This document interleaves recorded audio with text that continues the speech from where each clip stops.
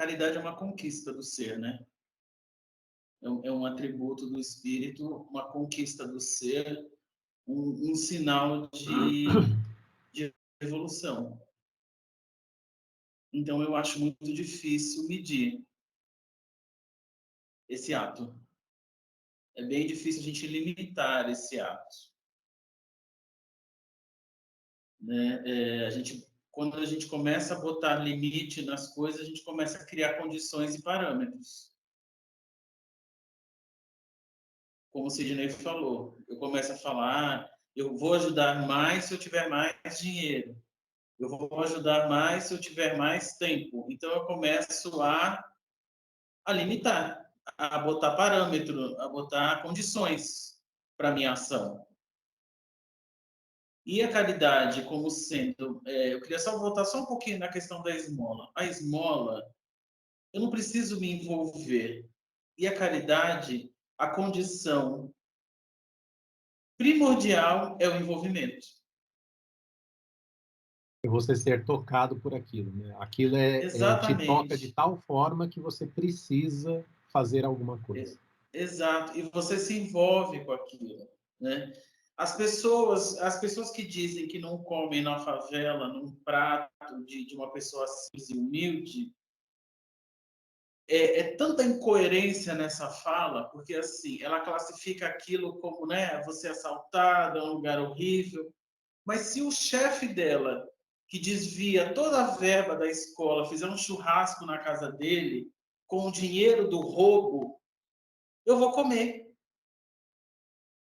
É muita incoerência na fala. O ser humano peca pela incoerência. Então, assim, até a questão do limite da caridade, né? Eu começo a classificar o quanto eu vou me envolver com tais situações. Se é meu filho, meu parente, meus amigos, eu vou. Né? Agora, se é o fulano, ciclano, eu vou até aqui. Né? Eu vou até aqui porque ela tem um livre-arbítrio, ainda mais o espírita que conhece vida passada, presente e futura e começa a viajar na maionese, a teorizar sobre N questões que não tem domínio nem sobre a própria vida, quanto mais a do outro, né? Aí que entra a incoerência. Então a gente fica correndo em volta do rabo, achando que está fazendo maravilhas, prodígios, né? Que está sendo o caridoso, que está sendo a pessoa, e você não está fazendo nada. Aí, quando você vai dar conta, aí que a gente entende outro sentido profundo da parábola do joio e do trigo. Por quê? Vai ser separado tudo aquilo que você dissimulou sua vida inteira, que é o joio, e vai ficar o trigo, aquilo que você realmente fez. Essa é a separação do joio e do trigo. Que as pessoas têm a separação do joio e do trigo como pessoas, né? Olha, vai vir a separação de pessoas, o joio e o trigo. Quem é bom vai para cá e quem é ruim vai para lá. Não é isso.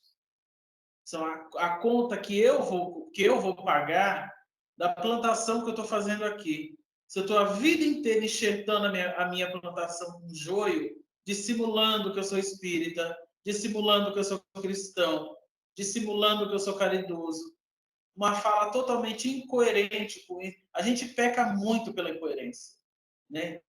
Roubo é roubo.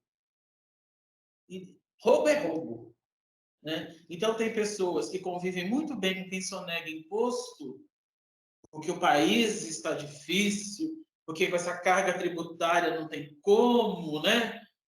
Tá tudo bem. Sonegar imposto é crime.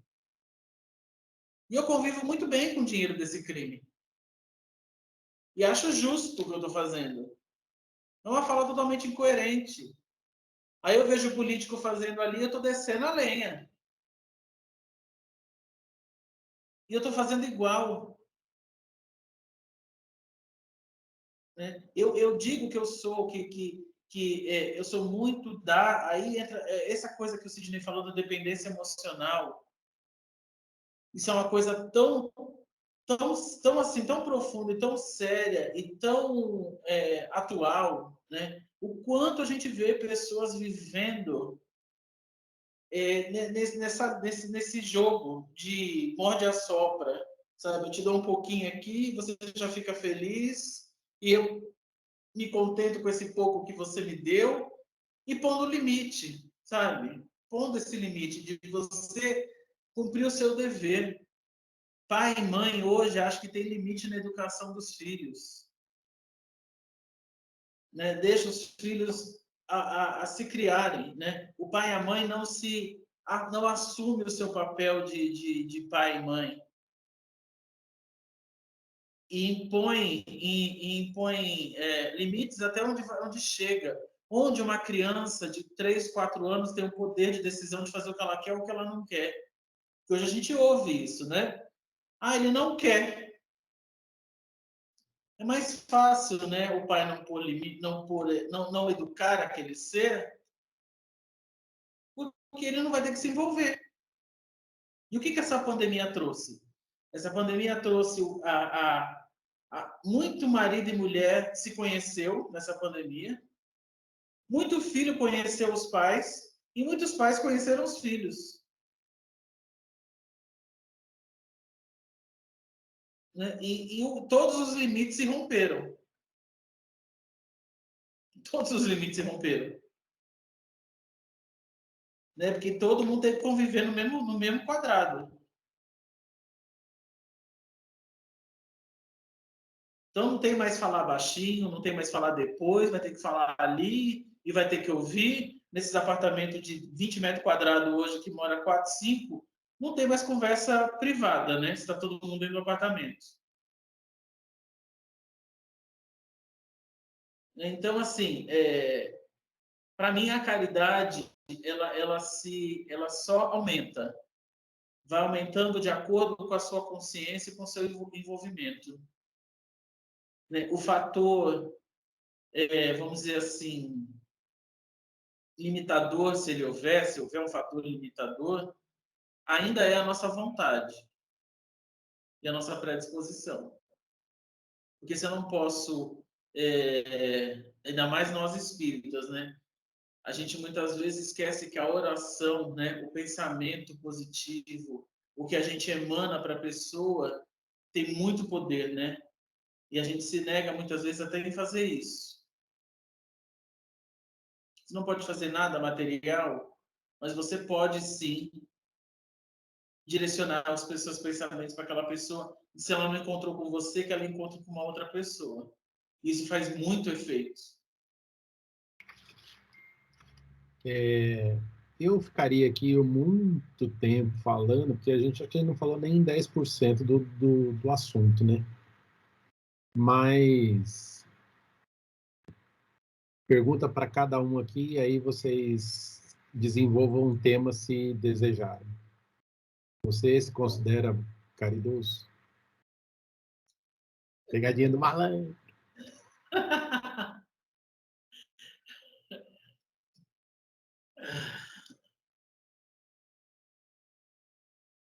Eu acho que a caridade. Eu não cheguei no grau da viúva ainda não.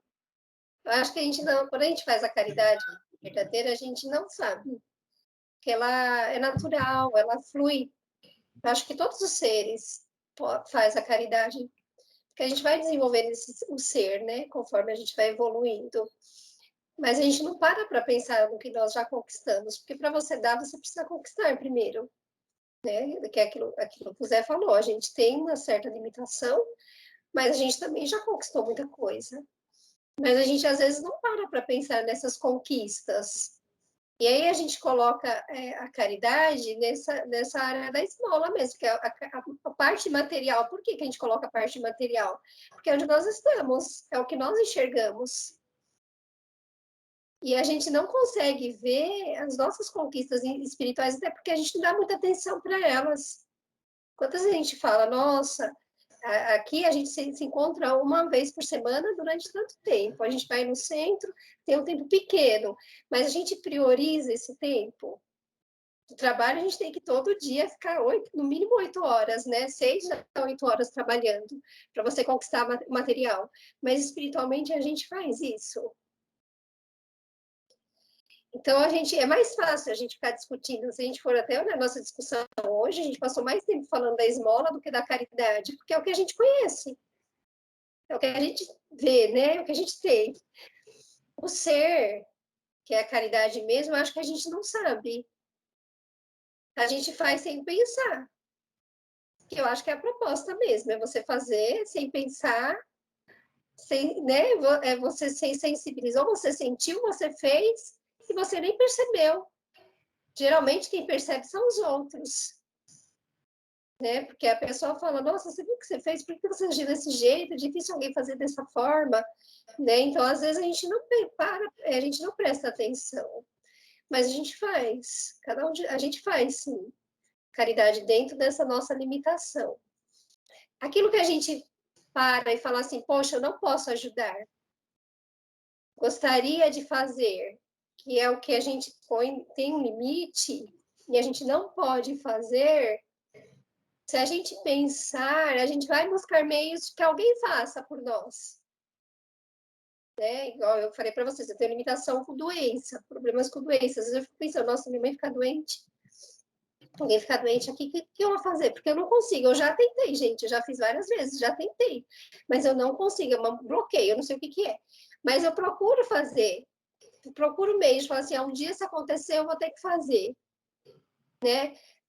A gente tem que buscar isso, mas entender que às vezes a gente está limitado. Então, assim, se eu não posso, vou procurar alguém que possa fazer, porque a gente também não pode tudo. Né? Seria até uma presunção a gente achar que a gente tem que dar conta de tudo, fazer tudo, que tudo que chegou para a gente é para a gente fazer, porque às vezes a gente tem isso também, né? Querer ser herói, né? Querer ser heroína e não dar conta. E aí a gente se prejudica o físico, prejudica o mental, o emocional, e fica naquilo porque eu não consigo, não vou fazer. Né? Se a gente quiser, a gente busca meios para fazer. Então, a Cláudia, por exemplo, trouxe a parte intelectual, né, da alfabetização. Gente, é tão importante para uma pessoa que não sabe ler conseguir ler. Né? Uma pessoa que está com fome, você vê ela comendo. É tão bonito isso, sabe? E a gente faz isso todo dia, às vezes no automático. Né? Uma pessoa, quando está, assim, trazendo para a parte espiritual, uma pessoa que chega estropiada dentro da casa, e você dá um passo e você vê a pessoa saindo dali feliz. Né? Então, assim, é o que você sente, é o que aquilo trouxe para você. Por isso que eu falo, e a pessoa nunca esquece. O dia que eu cheguei em tal lugar e me abraçaram, e eu saí de lá melhor, e aí ela quer fazer com que outras pessoas sintam aquilo também. Então, isso é caridade. Ela sentiu na pele, ela quer que o outro sinta. Né? E eu acho que isso é interessante, você se sensibilizar. E isso, para o cérebro, é muito importante. Já foi provado que a caridade faz muito bem para o nosso corpo, para o nosso cérebro. Ele tem mecanismos que trabalham dentro do nosso cérebro que a gente desconhece, né? Eles já estão mapeando isso. Então, nós fomos geneticamente feitos para fazer a caridade. Então, o físico entra também nessa parte, né? Então, é uma troca, existe uma recompensa. Então, no final das contas, todo mundo ganha. Todo mundo ganha. Né? A gente ganha, e não é só, e nessa dependência emocional que a gente tanto fala, é difícil, porque nós também temos as nossas dependências emocionais, nós carecemos de uma porção de coisas. Se a gente parar para pensar, eu sou carente do quê? E não é vergonhoso falar que a gente é carente, porque a gente é carente, sim. Né? Tem uns que é carente de afeto, tem outros que é carente de amizade, tem outros que é carente de família, tem vários tipos de carência. Agora, a caridade, ela vai de encontro às suas necessidades. Então, muitas vezes a pessoa pode ter toda a parte material, mas qual que é a necessidade dela? E se você vai de encontro com aquela necessidade, você está sendo caridoso. Mas eu acho que a gente não pensa, a gente faz no automático.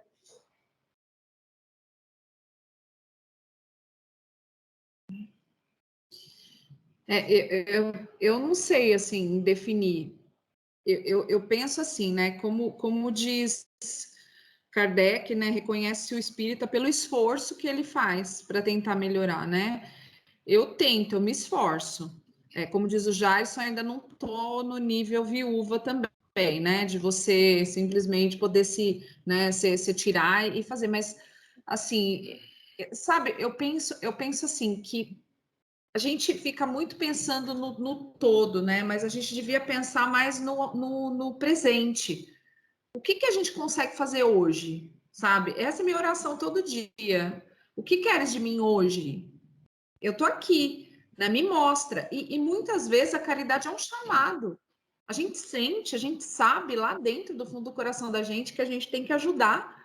Alguma coisa te movimenta ali, sabe? Te impulsiona, você fala, é isso que eu tenho que fazer, e isso é uma coisa tão importante, porque assim, quando você consegue ter essa conexão e perceber esse chamado, quando você faz aquilo que talvez era aquilo que estava sendo esperado que você fizesse, né? Que o plano espiritual fica lá, vai, e quantas vezes a gente simplesmente passa, né? E não faz. E de repente você consegue ir lá e fazer aquilo que eles esperavam que você fizesse, né?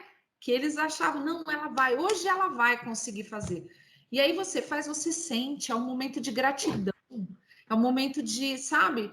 Eu acho que essa conexão é uma conexão muito importante. E quando a gente aprende a sintonizar isso, entender esses chamados, que é como a gente fala, o chamado não é você dar um bolo de dinheiro para alguém ou fazer uma coisa. Não, o chamado é você talvez se colocar no lugar daquela pessoa e falar, poxa, se eu tivesse nesse lugar, eu ia gostar de ser, eu ia, né? Quantas e quantas vezes eu olho para a pessoa e eu falo assim, nossa, como está sendo difícil para essa pessoa pedir? Porque você vê, é nítido que é uma coisa que não é uma coisa confortável para a pessoa. Não é, a gente sabe que a gente tem milhões de pessoas que vêm e pedem, né? São os pedintes. Mas a gente tem isso na vida da gente, né?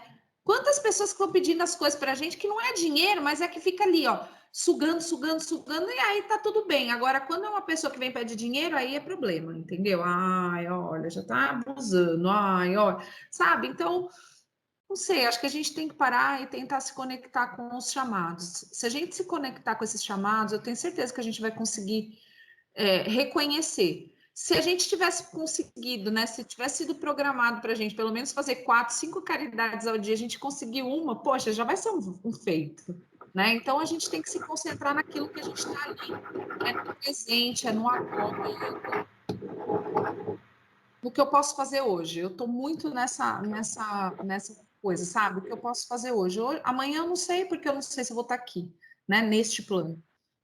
E ontem já passou. Então, cabe a gente tentar fazer o agora. Agora, hoje, eu consigo fazer isso. E também vai ter dias que a gente não vai conseguir. E tudo bem. O que importa é a gente estar se esforçando e a gente tentar melhorar. Então, eu me vejo nessa condição. Eu tento ser melhor a cada dia. Algumas vezes eu consigo, outras não. Mas é um processo. Acredito muito nisso. Eu acho assim que a esmola, porque a gente tem essa dificuldade, a pergunta do Cid é capciosa, você é caridoso? Nós temos uma certa dificuldade em identificar a caridade, porque, vou fazer o contraponto, a esmola, ela é tangível.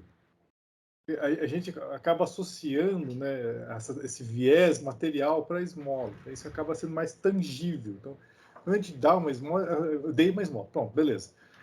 É tangível. Agora, um ato de caridade, como o nome está dizendo, é um ato de caridade.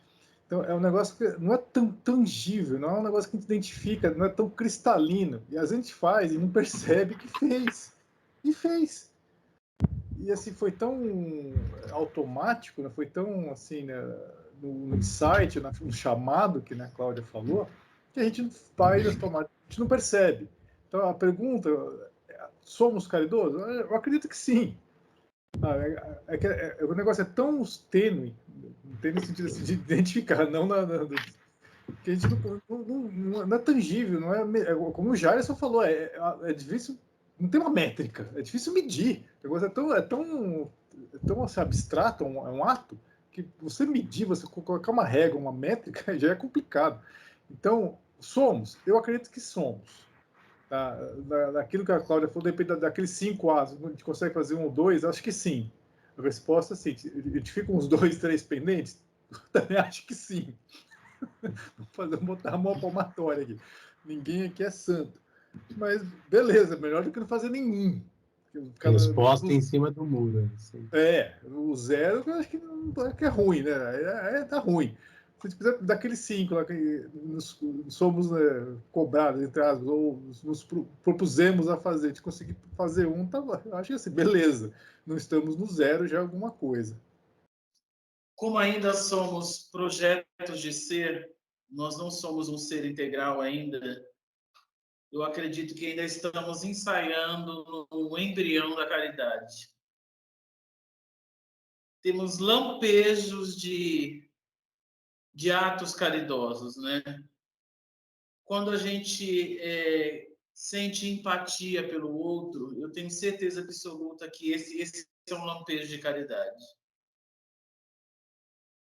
Quando a gente, ao invés de condenar, né, diretamente uma pessoa, a gente pesa os prós e os contras, a circunstância das coisas, que é o tal do julgamento, que as pessoas tanto fogem disso, né? Eu não julgo. Pura hipocrisia, pura incoerência nas palavras, né? Realmente você não julga, você condena. Você não dá nem chance de um julgamento, você já condena. Quando temos esse ato de pesar, de equilibrar, de procurar o equilíbrio entre as coisas, estamos tendo lampejos de caridade. Quando a gente se compadece da dor alheia, estamos tendo lampejos de caridade.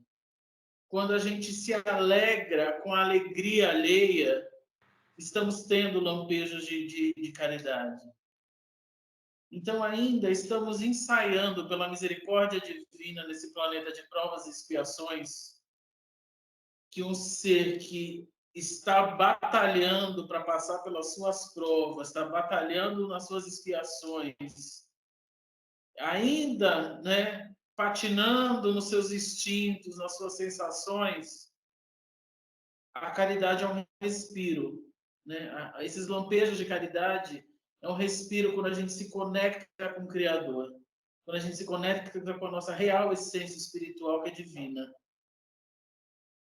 Então, aí sim temos esses lampejos de caridade. E é nisso que a gente deve se apoiar e valorizar todos os dias, né?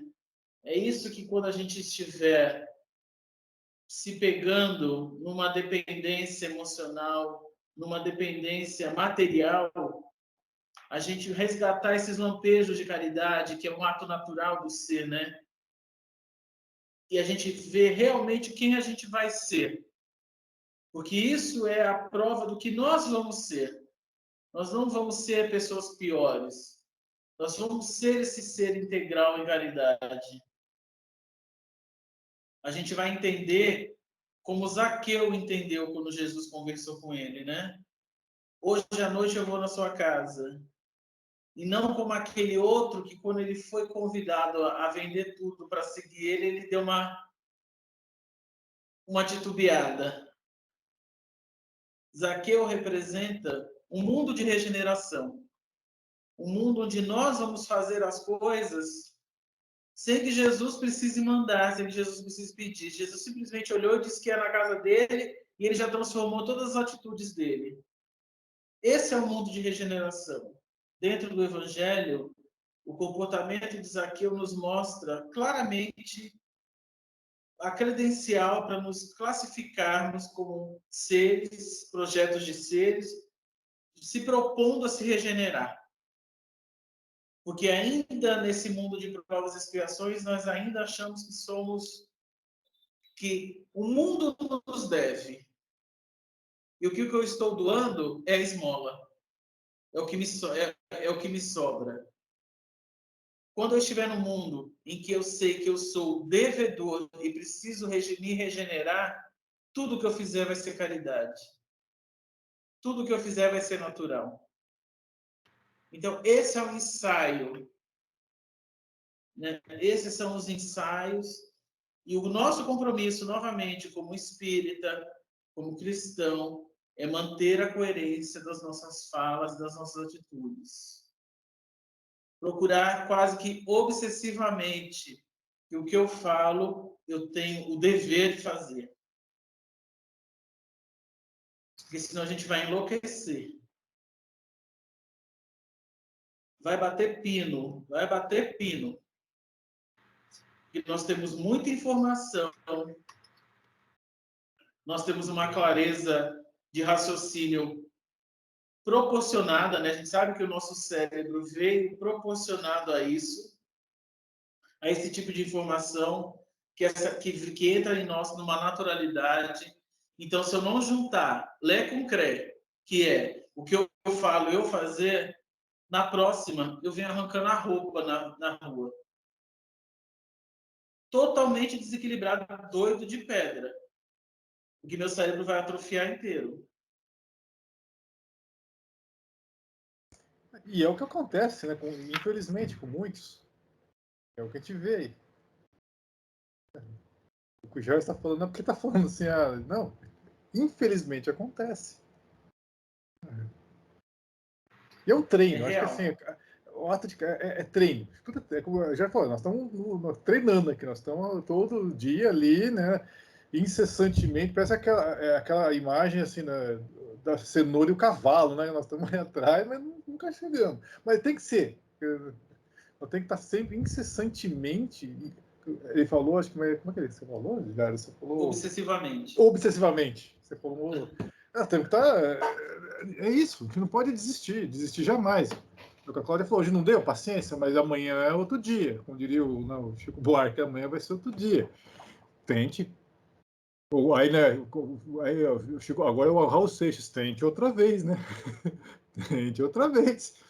Não deu hoje, amanhã é outro dia, tente outra vez. Já eu serei um pouco mais ousado e direi com todas as letras que não, eu não sou caridoso. A sensação que eu tenho é que eu estou correndo atrás do rabo, assim. Ultimamente, nos meus pensamentos, nas minhas preces, eu penso muito, como o Jairson falou, naqueles que estão ao meu redor, assim. Eu vejo os dramas pessoais de alguns amigos, de alguns familiares, e me compadeço fortemente. Vou fazer uma confissão aqui. Quando teve a primeira semana de notícias do Covid, sem brincadeira nenhuma, a primeira coisa que me veio à cabeça foi: se vai ferrar pra gente, imagina pro abrigo. O abrigo do nosso lar, que todo mundo aqui conhece. Primeira coisa que me veio à mente, aí eu falei assim, cara, vai ser uma carnificina aquilo. Porque se um ali ficar doente, já era todo mundo. Foi o primeiro pensamento que me veio à cabeça. E aí foi quando eu comecei a procurar, saber como é que estava e tal, não sei o quê, e infelizmente eles passaram muito bem por isso tudo. Mas, assim, nas minhas preces, eu gostaria muito de amenizar o sofrimento das pessoas que estão, dos dramas dos que estão perto de mim, né, daqueles que eu alcanço. E a única coisa que eu percebo muito fortemente é essa integridade que o José falou. Assim, se eu não estiver íntegro, não adianta nem eu olhar para isso. Então, acho que estou mais pendente ao egoísmo do que à caridade. Dito isso, eu gostaria de agradecer muito a participação de todos, dizer que foi muito bom estar com vocês aqui. Eu acho que o papo não chegou nem nos 10% do que a gente gostaria, do que eu imaginei, mas infelizmente a gente tem essa cerca do tempo aí. Então, se vocês quiserem dar tchau, fiquem à vontade. Por mim, fiquem com Deus, acessem, cliquem, compartilhem, dê like e au revoir.